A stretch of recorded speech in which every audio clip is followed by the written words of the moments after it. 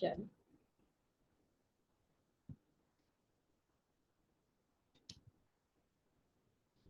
Okay जी। आज जो है हम लोग दोबारा से डिस्कस कर लेते हैं थॉमस होब्स की जो फिलॉसफी थी, जो हमने लास्ट जो है वो जब हम लोगों ने स्टेट सिस्टम को डिस्कस किया था तो इस फिलॉसफी को डिस्कस किया था, but in terms of state system हमने उसको पढ़ा था। बट अब जो है हम इसको जब पढ़ेंगे तो हम लोग जो है वो इसको इन टर्म्स ऑफ रियलिज्म जो है वो डिस्कस करेंगे। अच्छा, थॉमस हॉब्स जो है, इनकी किताब का नाम है लेवियथन, और जो है he was also a realist philosopher. He talked about natural condition for human being that is state of nature. ठीक है, इनके कुछ आइडियाज थे जो इन्होंने डिस्कस किए थे when talking about realist philosophy. सबसे पहला था that is personal and domestic security. ठीक है, और फिर इंटरनेशनल सिक्योरिटी का आइडिया था। अच्छा, पर्सनल और डोमेस्टिक सिक्योरिटी का जो आइडिया था वो ये था कि पर्सनल सिक्योरिटी क्या होती है आपकी, कि पर्सनल जो हमारी इंडिविजुअल लेवल की सिक्योरिटी होती है, और जो डोमेस्टिक यानी जो हमें स्टेट प्रोवाइड कर रहा होता है।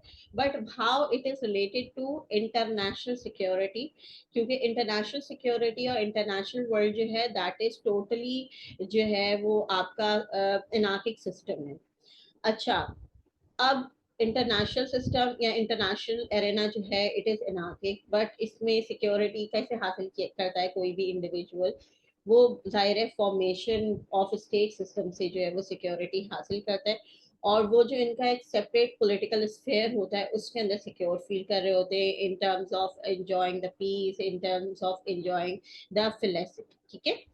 अच्छा, इन्होंने जो है ऑल्सो बात की थी थॉमस होब्स ने for the acquirement of military strength. ठीक है, और इंटरनेशनल लॉ। ठीक है, इन्होंने कहा था कि मिलिट्री स्ट्रेंथ भी स्टेट्स के पास होना जरूरी है, क्योंकि विदाउट हैविंग मिलिट्री स्ट्रेंथ जो है वो आप सरवाइव नहीं कर सकते।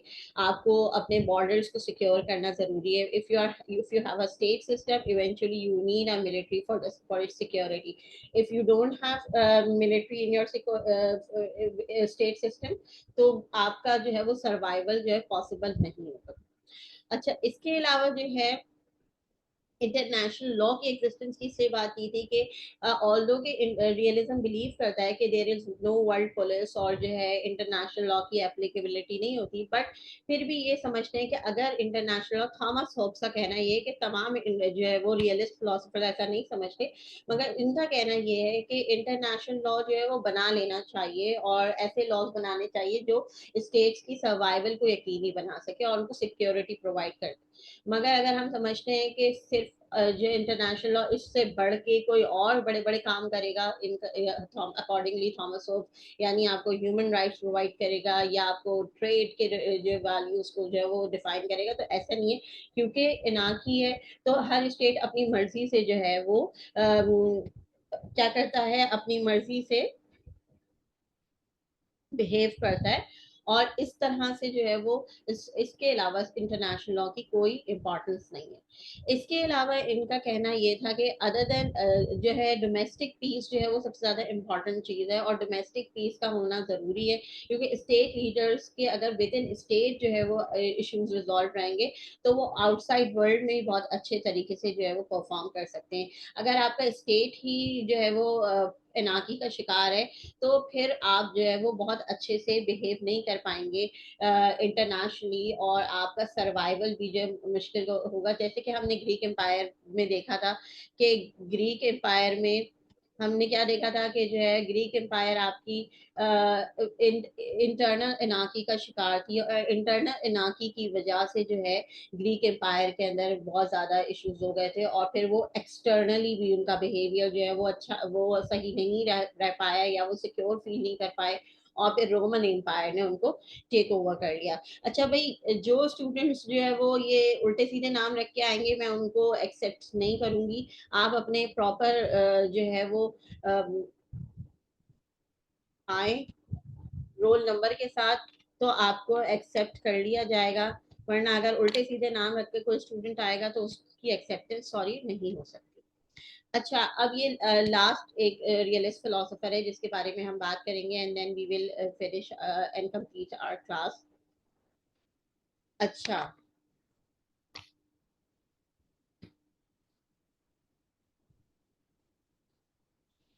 अच्छा, मॉर्गन था was a new classical realist. अच्छा, ये हमने अब तक जो है जितने लोगों की भी बात की, जितने भी प्रीवियसली फिलोसोफर्स को पढ़ा और डिस्कस किया, those were classical realist philosophers which talked about the basics of human nature. But ये न्यू क्लासिकल रियलिस्ट जो हैं, they are more focused on international system and structure of international system.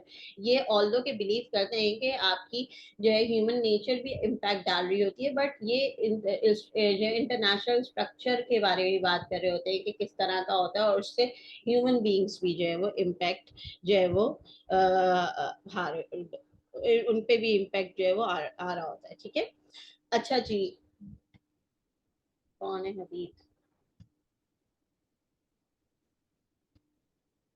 Morgan थाउ believe करते थे कि men and women are political animals, सियासी जानवर है दोनों, और जो है दोनों ही जेंडर्स, और they live to attain power, यानी पावर के हुसूल के लिए जो है वो ये कोशिश करते रहते हैं and they work for it.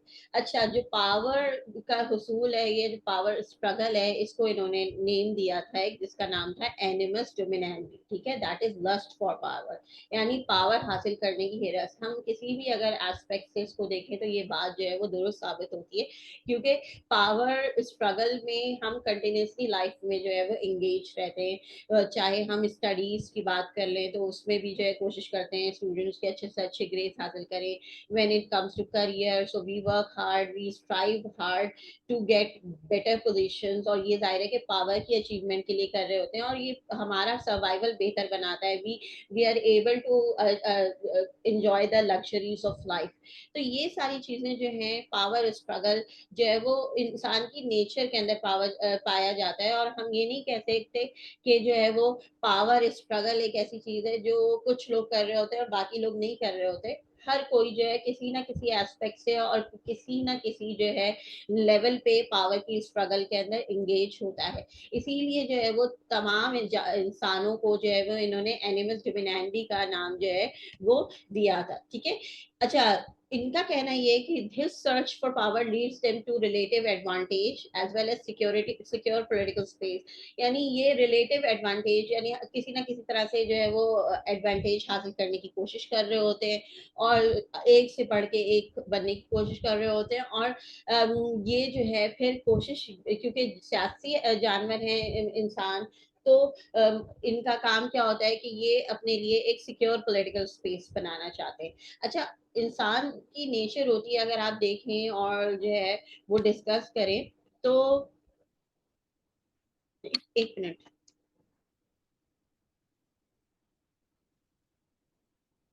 आवेश का तो पहले से ही है, अब आवेश के नाम से कौन आ रहा है? अच्छा जी, आप अगर ह्यूमन बींग्स की नेचर देखें तो हम भी जैसे जैसे ग्रो कर रहे होते हैं तो we like to have our space in our homes, और हम चाहते हैं कि उस स्पेस में लोग इंट्रूड ना करें, हमारी प्राइवेसी हो। इसके अलावा अगर हम देखें तो फर्दर जब ग्रो करते तो we tend to have our separate households, जिसके अंदर हम अपनी तरह से जिंदगी गुजारना चाहते हैं। तो यानी इंसान की नेचर के अंदर ये है कि वो एक जो है वो ओनरशिप या डोमिनेंस को जो है वो एंजॉय करता है। वो किसी ना किसी तरह से चंद लोगों पे भी पावर एक्सरसाइज करना जो है वो एंजॉय कर रहा होता है। आप देखें यूजुअली घर के जो सरबरा होते हैं और बड़े लोग होते हैं, वो भी जो है वो उनके सामने अगर हम कभी आवाज उठा रहे होते हैं या कोई बात बोल रहे होते हैं तो they do not accept it, और वो क्या होता है कि उनकी एक पावर एक्सरसाइज करने का तरीका होता है। ठीक है।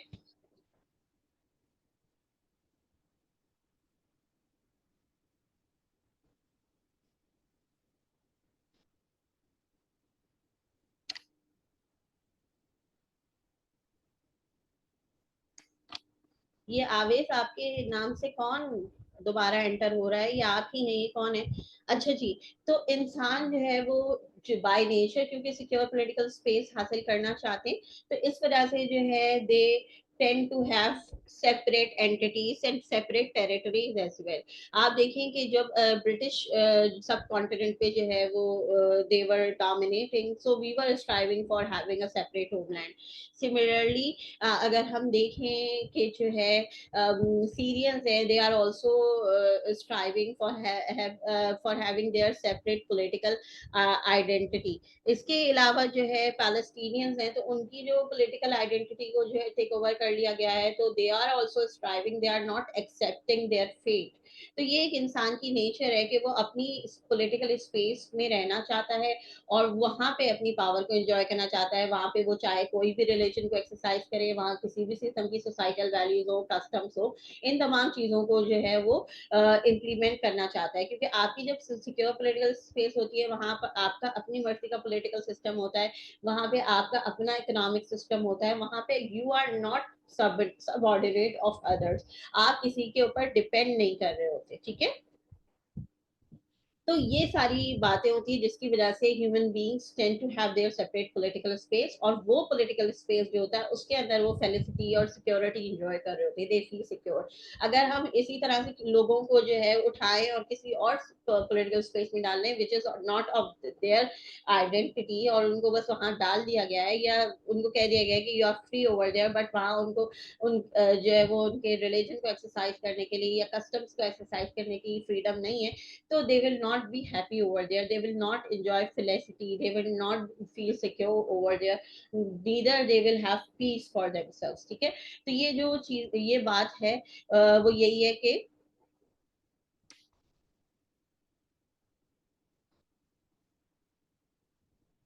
जो है वो इंसान हमेशा कोशिश करता रहता है। अच्छा जी, मजीद जब हम बात करते हैं मॉर्गन थाओ की फिलोसफी की, तो इनका ये भी कहना है कि जो है वो, जैसे कि थॉमस होब ने कहा था कि पावर स्ट्रगल जो है it brings main and women into conflict, और ये मैन विद एवरी मैन है, वेमेन विद एवरी वेमेन है, and man and women against each other है। ठीक है, तो ये पावर स्ट्रगल जो है जाहिर कॉन्फ्लिक्ट में भी लाएगा, हर कोई अपनी जब पावर हासिल करना चाहेगा तो we will be in conflict until के हम टीम अप कर ले किसी के साथ। ठीक है, और यही जो है वो हार्ट है रियलिज्म का, ये एक्चुअल जो है रियलिज्म का कोर है, जिसको हम जब पूछते हैं ना कि किसी भी सब्जेक्ट की, किसी भी आइडिया की, फिलोसफी की कोर क्या है, तो आपके रियलिज्म की जो कोर कोर है या हार्ट है, दैट इज पावर स्ट्रगल। ठीक है, अच्छा, इसके अलावा मॉर्गन थाउ साहब ने जो है डिवाइड किया था मोरालिटी को इनटू टू कैटेगरीज। इन्होंने कहा था कि morality should be divided into two categories,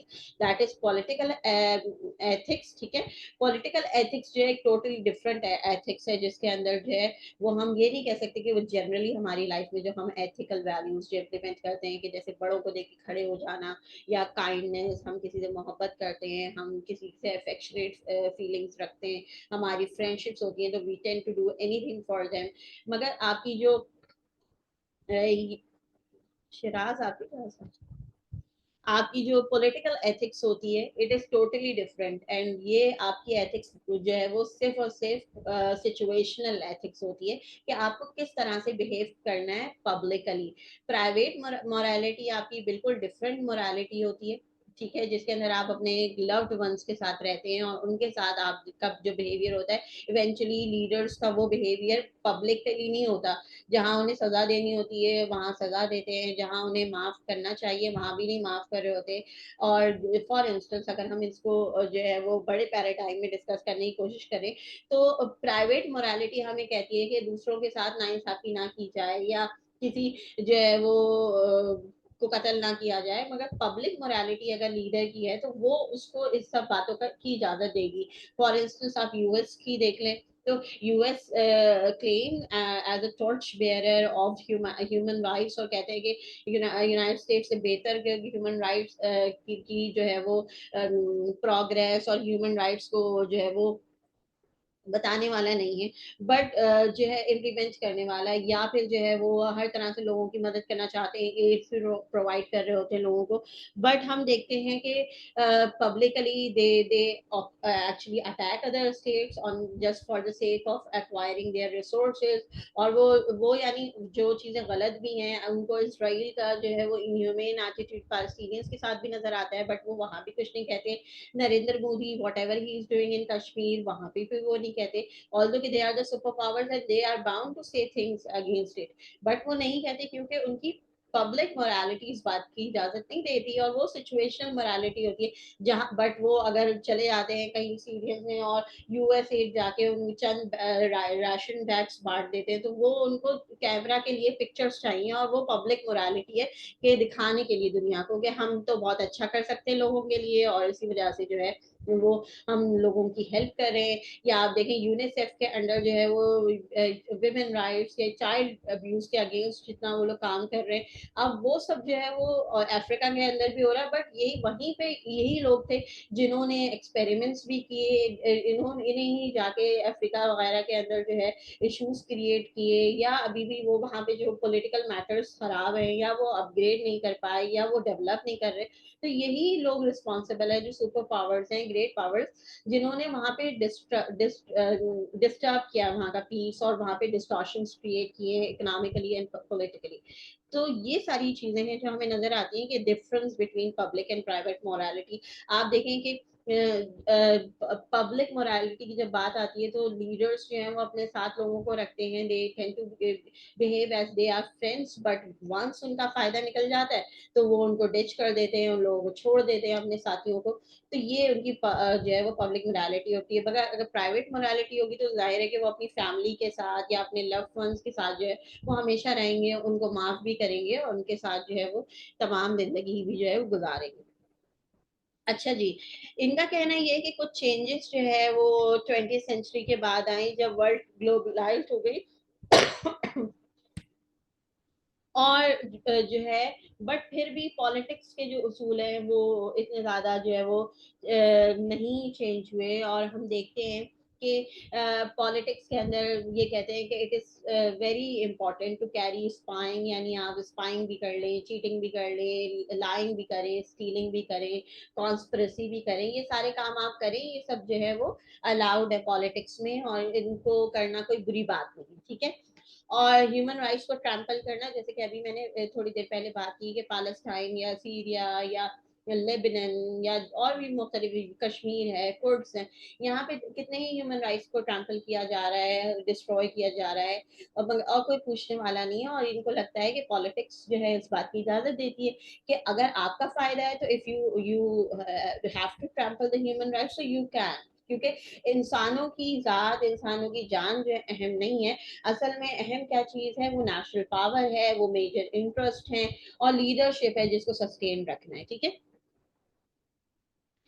ये कहते हैं कि कहीं ना कहीं आपको सेक्रीफाइस अगर करना पड़े तो करें, मगर लेसर गुड के लिए, लेसर गुड को सेक्रीफाइस करें ताकि ग्रेटर गुड हो। अब ये कोई वो गुड नहीं है जो आम शहरियों के लिए होता है, ये गुड क्या है, इस स्टेट का गुड जो है, स्टेट के मफाद है या लीडरशिप के मफाद है, कि जब तक वो लीडर रहेंगे तो लेसर जो गुड है वो किसको सेक्रीफाइस करेंगे, वो यूजुअली सिटीजन्स की खुशियों को या सिटीजन्स की वैल्यूज को जो है वो सेक्रीफाइस कर देंगे for the achievement of greater good या greater benefit for the state, ताकि स्टेट सरवाइव कर सके।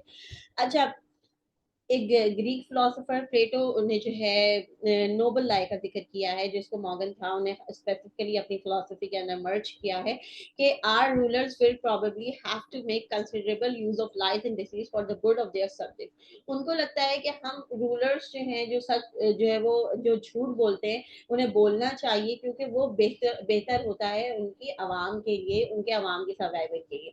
मगर यहाँ पे मैं आपको बताऊं कि अवाम का सर्वाइवल सिर्फ उसी तक ये लोग महदूद रखते हैं जब तक जो है वो स्टेट का सर्वाइवल है, क्योंकि ये कहते हैं कि स्टेट सर्वाइव है, now you can enjoy your life here.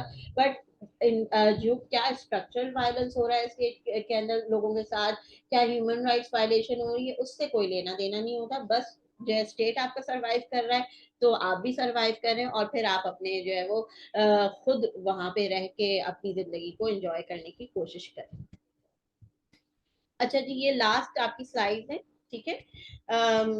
दो स्लाइड्स हैं जिसके अंदर 6 प्रिंसिपल्स बताए थे मॉर्गन थाउ ने ऑफ पॉलिटिकल रियलिज्म, उसको मैं आपको एक्सप्लेन कर देती हूँ and then we will finish our lecture, today's lecture. ठीक है जी। 6 principles of political realism है। Number 1 is politics is rooted in permanent and unchanging human nature, which is basically self-centered। ये कह रहे हैं कि पॉलिटिक्स के जो उसूल हैं वो एक्चुअली रूट कहाँ से आ रही है उसकी, वो ह्यूमन नेचर में से आ रही है। जो ह्यूमन, क्योंकि human beings are the ones who are making the rules and regulations of politics. जाहिर हर जगह के खुद से तो नहीं नाजिल हो जाते, कहीं के उसूल लोग ही बनाते हैं ना उन्हें। तो आपकी पॉलिटिक्स जो है उसके जो परमानेंट उसूल है वो इंसानों ने बनाया और इंसानों की नेचर से वो निकले। और इंसानों की नेचर कैसी है? According to the realist philosophy, it is bad, it is self centered, they are cruel people, they are self interested.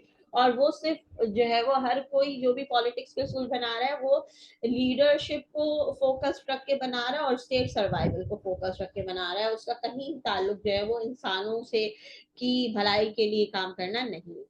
अच्छा, पॉलिटिक्स को ये कहते हैं कि ऑटोनोमस स्फीयर ऑफ एक्शन है, यानी पॉलिटिक्स जो भी इंसान करता है वो उसकी एक अपनी ऑटोनॉमी है, वो इंडिपेंडेंस है। और वो स्फीयर ऑफ एक्शन जो पॉलिटिक्स के होते हैं, जो भी एक्शन होते हैं उस वो किसी भी चीज से इन्फ्लुएंस नहीं हो रहे होते। फॉर इंस्टेंस ये बात करते हैं इकोनॉमिक्स की, कि इकोनॉमिक्स जबकि हम आजकल लिबरलिज्म की जब बात करते हैं तो कहा जाता है इकोनॉमिक्स दुनिया के जो है रूल्स एंड रेगुलेशन बनाते हैं। बट रियलिस्ट जो है इस बात को रिजेक्ट कर देते हैं, इस आर्ग्यूमेंट को कहते हैं कि एक्चुअली पॉलिटिशियंस बनाते हैं सारे उसूल। और उसको अगर कहा जाए कि दुनिया सिर्फ इकोनॉमी पे बेस कर दिया और पॉलिटिक्स इतना ज्यादा इंपॉर्टेंट रोल नहीं प्ले करती, तो ये स्टुपिडिटी है। पॉलिटिक्स जो है वो अपना रोल प्ले करती है और इकोनॉमिक्स उसके हिसाब से जो है वो दुनिया में वर्क करते हैं, ठीक है। अच्छा, इसके अलावा इनका कहना ये कि सेल्फ इंटरेस्ट जो है वो एक ह्यूमन कंडीशन है, जो बेसिक ह्यूमन कंडीशन है।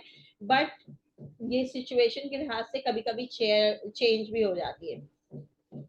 और अगर जो है वो चेंज होती है तो फिर रियलिज्म या जो है वर्ल्ड पॉलिटिक्स इसी हिसाब से जो है वो इंटरनेशनल सिस्टम बना रही होती है। हो सकता है कि कभी कभी जो है रूलर्स को लगता हो कि हम जो है वो मोर गिविंग होके दिखाएं, जो सेल्फ वो जो है वो स्टेट्स के लिए काम करने की कोशिश करें, तो वो जो है वो ह्यूमन नेचर जो है, क्योंकि उसको सिचुएशन के लिहाज से मोल्ड होना आता है, तो फिर जो है वो हमारा इंटरनेशनल सिस्टम जो है वो एकदम से पीसफुल भी बनना शुरू हो जाता है।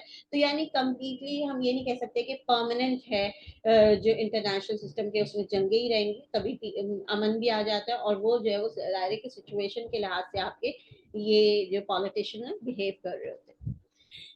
एथिक्स के बारे में जैसे कि हमने अभी इनिशियली भी पढ़ा, एथिक्स भी सिचुएशनल होता है और it is different from private morality. मैं आज से इसको एक्सप्लेन करने की जरूरत नहीं है। अच्छा, according to Morgenthau's realism, the imposition of ideology by other state must not be done frequently। अच्छा, ये बहुत इंपॉर्टेंट पॉइंट है जो मॉर्गनथाउ ने रेस किया है और इसको हम सबको सुनना भी चाहिए। वो ये पॉइंट है कि चूंकि स्टेट्स जो सुपीरियर स्टेट्स होती हैं, they try to impose their personal ideologies on other states। तो इनका ये कहना है मॉर्गन था होगा कि ये स्टेट्स को अगेन एंड अगेन नहीं करना चाहिए, क्योंकि इससे जो है वो प्रॉब्लम्स मजीद क्रिएट हो सकती है and it can destroy the peace, ठीक है। तो it can be backfire if not calculated properly. तो बहुत सोच समझ के अगर आपको आइडियोलॉजी की इम्प्लीमेंटेशन करनी, फॉर इंस्टेंस डेमोक्रेसी के लिए फाइट करते हैं स्टेट्स, जितनी भी मिडिल ईस्ट के अंदर फाइट्स हो रही हैं या इन्वेजन है, that is for the implementation of democracy और कैपिटलिज्म। इसके अलावा कोल्ड वॉर एरा आपको याद होगा, that was an ideological war between the two super powers, that is USSR and the US. और वो था कैपिटलिज्म और जो है, मेरे ख्याल से टाइम खत्म हो रहा है, तो कैपिटलिज्म के बारे में था। और जो है इसके अलावा जो है आपका कम्युनिज्म की दोनों आइडियोलॉजी, अगर दोनों जो है अगर बिला वजह आइडियोलॉजीज को इम्प्लीमेंट करेगा कोई भी स्टेट, तो इससे क्या होता है कि इससे बैकफायर होती है और बड़ा लॉस हो सकता है। तो कोशिश ये करनी चाहिए कि आइडियोलॉजीज को अगर इम्प्लीमेंट भी करना है या इम्पोज करना है तो बहुत कैलकुलेटिवली करें और बहुत स्ट्रैटेजिकली करें। And this is the last point, humans have their imperfection. भी कहते हैं कि इंसान में इम्परफेक्शन होती हैं और लिमिटेशंस भी होती हैं। करती हैं ज़ाहिर है, और वो बिहेव किस तरह से भी करें वो अनप्रिडिक्टेबल होता है, आप उसको प्रिडिक्ट नहीं कर सकते, ठीक है। तो they can predict in any way और they can take decisions in any way, और जो है यही रियलिज्म की एक ब्यूटी है कि आप जो चीज़ों को प्रिडिक्ट नहीं कर सकते, आप बस बेस टेम्परेली कैलकुलेट कर सकते हैं, मगर वो गलत भी साबित हो सकती है, ठीक है। That is all for today. I hope आप लोगों को समझ आ गया होगा, और um, कोई बात आपको आवेश कहनी है तो आप कह दें, फिर मैं ये लेक्चर जो है वो अपना फिनिश करूँ, ठीक है जी। जी मैम, अस्सलाम वालेकुम। जी अस्सलाम वालेकुम। जी ठीक है मैम, ठीक है, कोई बात समझ नहीं है। जी जी। आई होप आप लोगों को समझ आ गया होगा। कोई भी अगर बात है तो वो इंशाल्लाह हम क्लास के अंदर डिस्कस कर लेंगे, बट ये आज का टॉपिक है, और जो हमने कल पढ़ा था क्लास में ये टॉपिक जो है वो बहुत इम्पोर्टेंट है। आपका क्विज होगा नेक्स्ट वीक में, और ये नाम प्लीज मैं देख लेती हूँ कौन कौन बच्चे प्रेजेंट हैं। खैर मैं आज सबको ही प्रेजेंट करूंगी, मगर बहुत अच्छी बात है आप लोग सब आ गए क्लास में, और आप लोगों ने क्लास अटेंड कर ली, खास तौर से सुबैर, और किसने रेज हैंड कर दिया अल्लाह जाने, और ये सारे बच्चों ने जो है वो क्लास ली है। जी फरमाइए, कौन है सिकंदर, कुछ कहना है?